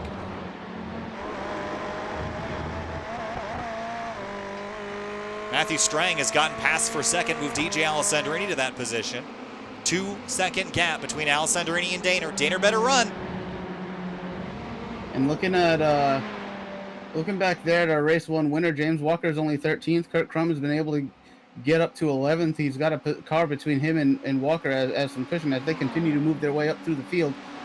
But up towards the front, Daner has over a 2-second lead, but Alessandrini looks like he's just got by Strang for the second position, and he's got his eyes set on Colin. Oh, look behind him. There's Kyle Lamb through Andrew Mickey. That's for 6th place, but you're right. He had just gotten by Strang. Now Morris is all over Strang for 3rd place now as he comes across the line to complete lap number 3. And Daner, 2.1 second gap, a 1:19.6. That's where he's been running. He's been super consistent there. Better hope that DJ doesn't run faster than that, because that is not a big enough lead to feel very comfortable right now, I don't think. No, the on the leaderboard, the gap between the two is coming down consistently, down under 1.5 seconds for Alessandrini and Colin Daner. It's only a matter of time, maybe even by the end of by next lap, he's going to be right on Colin's bumper trying to take the lead here for race 2. Oh, trouble behind him. Andrew Mickey hard into the wall at the exit at turn number 5. He'll get it turned back around. I can only surmise that was a curbing or misbalanced race car as he went through that corner. That's been a trouble spot so far. Strang and Morris down the back straight. Got a line of cars up here behind Strang going down the back stretch with all this draft taking effect. Zabelski is going to attempt to make a move on Morris if he can get there by the time they hit the braking zone for 10A. Morris takes a dive. Side by side into 10A. Morris is through. Strang's going to battle back on the inside. Up the hill, and looks like Morris will have it. Room there. Respectful driving between these drivers back here for these. Back in the that was fourth or fifth position looking for. 1.1 seconds between Alessandrini and Daner. There is a wealth of experience in that number 1 car, and there is some experience in the 78 in real world and sim. But I'd argue that GLTC winner DJ Alessandrini, it might be a pretty scary foe to have in the mirror. Yeah, but if you're someone like Colin, you're looking forward to getting a heads-up opportunity against a guy like DJ Alessandrini. So not only is he going to do what he can to maybe hold him off and see if he can force Alessandrini into a mistake trying to get by him, but he's also going to do what he can to learn what Alessandrini is doing with his car to see if he can pick up any tricks or find some speed that maybe he's just unaware of how to get out of these cars right now. But that's what you got to do when you got a guy like Alessandrini on your bumper. Here he comes, side by side here in just a moment. As soon as he can get the run, here he comes now. Door to door, the Ferraris battling GT3 machines at Road Atlanta. 8.5 minutes to go. Alessandrini around the outside. He's probably going to size him up to grab the lead on the exit. Look at him arc that corner in. Now Daner is going to have an okay run, enough to hang on for now as they head down the hill. And Daner will lead this lap, but this might be the last one he leads. Yeah, that was good cornering by Colin Daner there, but down in turn 1, Alessandrini looks like he's going to have a shot to take a move. Thinks better of it. He's still got plenty of time to get the job done. Yeah, Daner got spooked there a little bit. That's going to let DJ get the run here into turn 3, and this might be the one that does it. No, he backs out again. He's being extraordinarily patient with this move because I think he knows he's got plenty of time to get it done. He's got so much pace in his car over what Colin's able to get out of it that he knows he doesn't have to rush anything, and if he does, it's maybe more detrimental than it is beneficial. We'll get real wild back here. Lots of positions being shuffled from 5th on back. But the race lead still the closest one.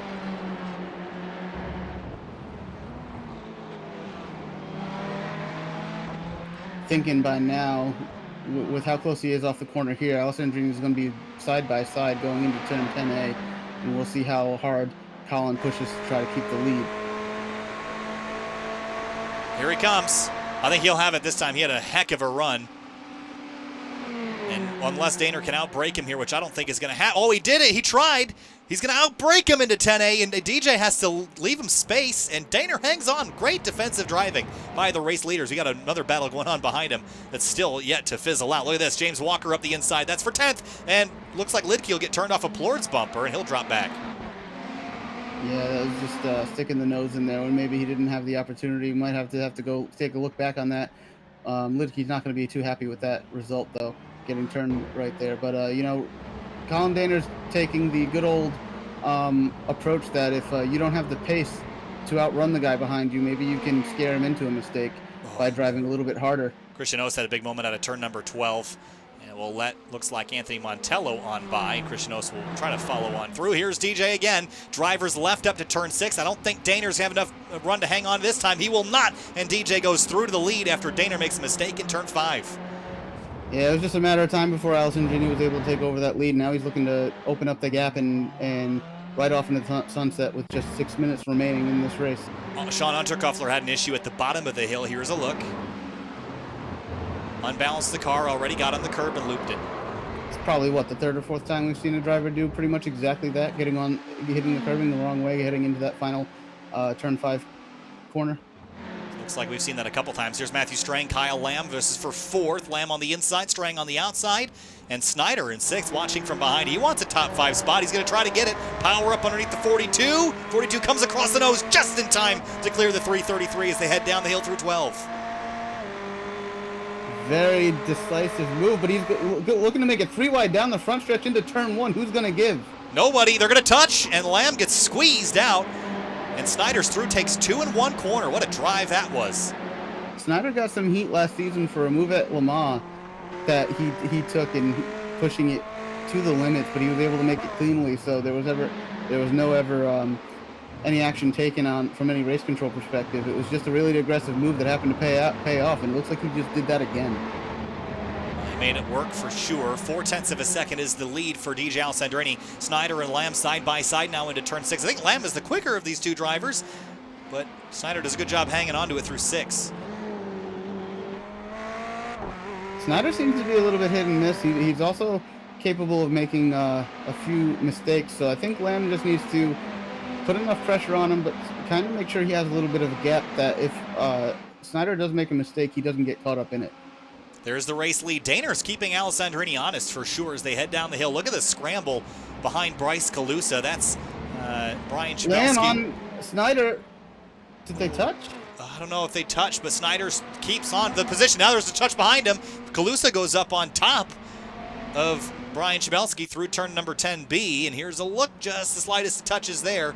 That was a little naughty, I think, but turned him around. Yeah, I'm not sure he was entirely clear, but I think he thought he maybe was, and Chabelski just wasn't willing to cede the position to that point. But that'll probably be taken a look at by stewards later on tonight.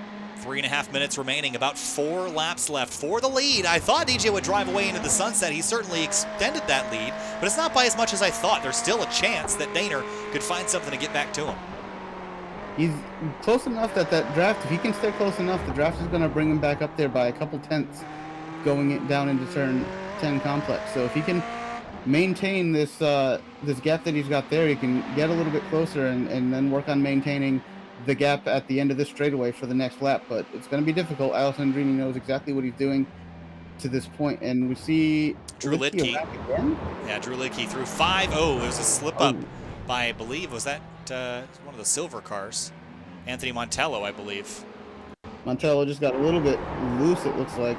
Yep. And to save it, and really not much time to react for Lidke there, and that's just an unfortunate coming together of 2 race cars. Kyle Lamb still working over Snyder as they come down the hill. 3 laps to go this time. Lamb and Snyder nose to tail all the way out to the edge of the turn 12 curbing. Ooh, downshift too much for Kyle Lamb, and he heard the car was really upset with when he downshifted, hit the rev limiter immediately when he clicked the button. That will cost him a little bit of time. Strang has got all sorts of battles going on behind him. There's Kurt Crum in the 87 and James Walker in the 97. This is very important for the season-long points battle that Crum stays ahead of the 97 here, and he's going to be very impatient, as my guess here, as they come on through. He's wide in turn 5 all the way out to the wall. Here comes Walker. He's going to have to make sure that he does everything he can to keep Walker behind him here, as these are probably the 2 championship favorites for this season. Looks like it, and looks like Crum is going to have the preferred line through 7. Can Walker cross him up?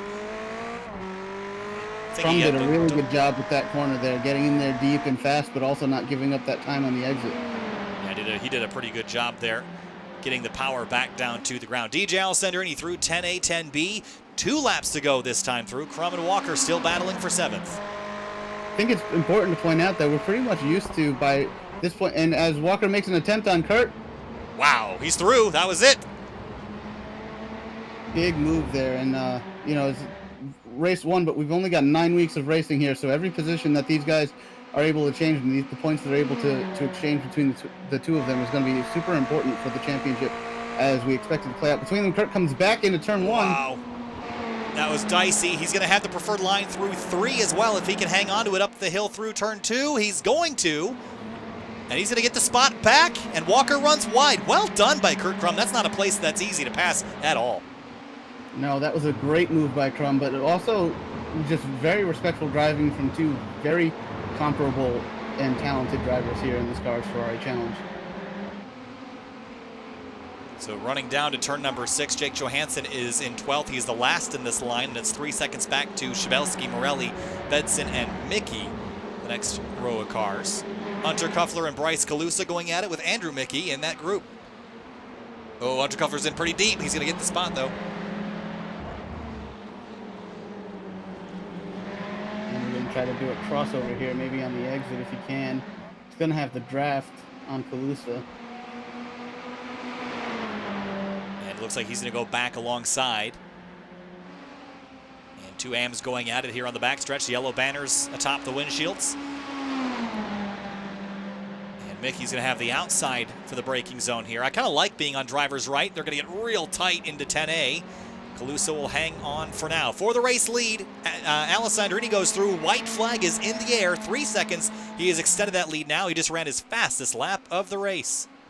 Yeah, once he got to the lead, it may have taken a lap or two longer than we expected, but he's definitely putting in the times we expected and the performance we expected all night long, and just kind of driving away with this win now. Well, we didn't think he was really in a spot to do it at the end of race 1. It just took him to race 2. Look at the scramble at the exit of turn 5. And Drew Lidke is back out on track, albeit a lap down. Here's Strang and Crum side by side for 6th, and Crum's going for it. Trying to put another position between him and James Walker as he kind of opened up the gap on Walker there. See how this plays out as Walker looks like he's got Carter Cunningham to worry about behind him. We'll come back to that in just a moment. The race leader, DJ Alessandrini, through turn 10A and 10B, will come up the hill. It's his first round of racing in SCRS Ferrari Challenge, and in the final race of the evening, he'll pick up his first win in SCRS Ferrari Challenge. DJ Alessandrini, the winner tonight from Road Atlanta. Isaac Snyder loose, and Morris is going to go by. He cut the corner, and we'll have to give up 1, 2, maybe 3 spots here as he comes down the hill. That's going to move everybody up a spot. Here's Strang side by side with Crum. Crum going to go back through. Here comes Kundinger on Walker through the final corner. Drag race to the line. I think Walker got it by 22 thousandths of a second, then Plord. And we'll round out the rest of the top 10. What a battle there we saw. Yeah, this was great racing. You know, last season we had 25-minute races for these double races with being Porsche Super Cup Series. Decrease that by 10 minutes, and the urgency goes up, and these guys were racing hard for the entirety of this 15-minute race. They really were, and it was super exciting. We're going to cut and go to interviews here in just a couple minutes, but let's roll through our race results first. Super impressed with everybody in the field. A couple incidents here and there, but that's what happens when you put 30 of these guys on a racetrack. Just Colin Daner, I cannot speak enough about how impressive his performance was, holding off DJ for as long as he did and still coming home in second. Yeah, that was really impressive, but I think what stands out maybe a little bit more to me is that Thomas Morris, Grandpa Morris, coming out of retirement, coming home with a third-place finish in one of the Pro-Am races on opening week. That's going to be huge for him as far as the Am Cup standings go, and that's a pretty big statement that a guy like that can come out from kind of being away from racing for a while, come out, finish third amongst the caliber of field that we've got out here tonight. All right, we'll be back in just a minute for race interviews. Hang tight.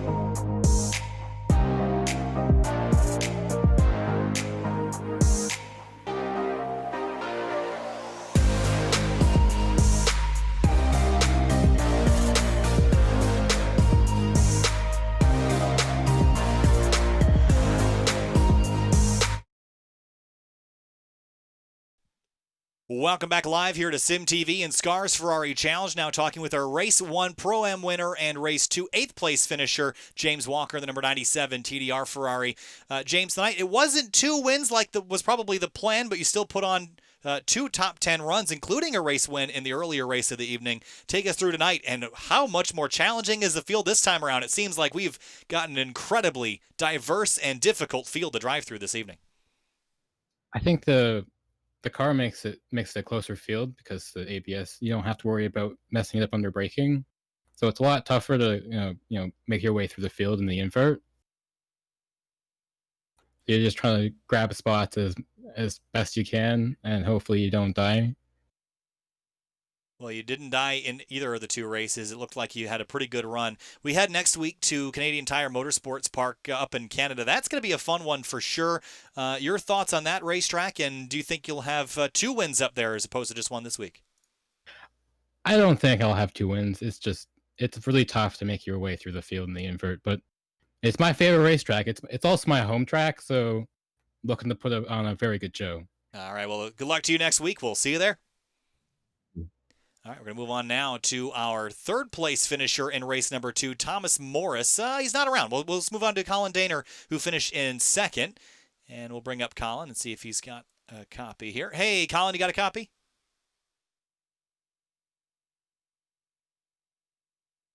Doesn't look like we've got Colin either. We're going to move on now to, let's see, who we got here. We don't have any of our winners. Let's see, looking down the order. Let's talk to... I got Thomas Morris. I can bring in Thomas. Let's talk to Thomas. 3rd place in race number 2, Thomas Morris brings it home on the podium in the number 99. Thomas, bring us through your night. Well, that was an incredible drive. Started 3rd, finished 3rd. Tell us about it. I mean, it's only been about 3 years since I've hopped in this series, so I think it went pretty well tonight. I just had to get in some clear track there. I was terrible in traffic the first 2 races and pretty much sucked. So the 3rd race went pretty good, clear track, and just put my head down. Well, you put your head down and did a really good job. Daner and Alessandrini were just a little bit too fast towards the end there, but we head to Motorsports next week, a racetrack that in some ways has some similarities, but is different in other ways, kind of a flowing, high downforce racetrack. Your thoughts on that next week and how you feel about your level of competitiveness compared to the rest of the field, because it seems very good. We'll see. Motorsports a little trickier. Should be fun, though. The traffic is going to be a nightmare, I'm sure, with all the tight corners and nowhere to really go if you run off track. So we'll see how it goes. I mean, first race back in a while, so we'll see what can happen. Maybe I can continue the magic next week. All right, Thomas Morris looking to continue the magic at Motorsports. Thomas, thanks so much for talking, and congratulations on a podium. All right, that's going to conclude our interviews here for the evening. Couldn't get a hold of Colin Daner, who was our 2nd place finisher, or DJ Alessandrini, unfortunately. But we'll talk to them. I think in the future will be the plan. But, oh, my goodness, that was such fun racing tonight, Eric. Take me through it. Let's just talk about the racing we saw tonight. Super competitive, and the field looks rock solid. Your thoughts on this week and heading to Motorsports next? Well, I mean, I think we mentioned it, well, first to start with the AM Cup race, we had a huge field in the AM Cup. Hopefully we'll be able to keep that amount of drivers in that classification for the rest of the season. We'll have just as hard a competition for the rest of the season as we had tonight. But moving on to the first race, I think everything that we thought was going to happen really kind of didn't. Alessandrini made some mistakes, took himself kind of out of the situation for the win there. But that race still just gave us nothing but nonstop action for the 15 minutes. And I think that these drivers are missing that 10 minutes just to be able to get a little bit of time to relax and log some laps. But, that's not what sprint racing is all about. And then race 3, I think the biggest thing that we're going to be looking back on is this a fluke, or is this what we can expect for the rest of the season? As we had James Walker and Kurt Crum, the 2 guys who finished 1st and 2nd in race 1, who started 17th and 18th in race 2. Typically, we're used to seeing those guys work themselves back up to the top 3 positions, if not winning both races, even with the invert. But Kurt was only able to get up to 6th, and Walker was only able to get up to 8th. So is this going to be a trend? Is it going to be harder for these guys to get up through the field, as Walker was pointing out, with the way that these cars drive, keeping everybody a little bit closer? They got the 10 less minutes than we did last season. So, it's really interesting. I'm really excited about what we saw here tonight and what we're going to see for the rest of the season. Really excited for what we saw tonight and for the rest of the season myself, Eric. Well, thanks for joining me here tonight. We're going to see you next week at Canadian Tire Motorsports Park across the border in Bowmanville, Ontario. We'll see you there next week at 8:30 on SimTV. Thanks so much for watching. Next thing you'll see on SimTV is going to be Friday night, Rockingham with the Outsider Racing League. We'll see you next time.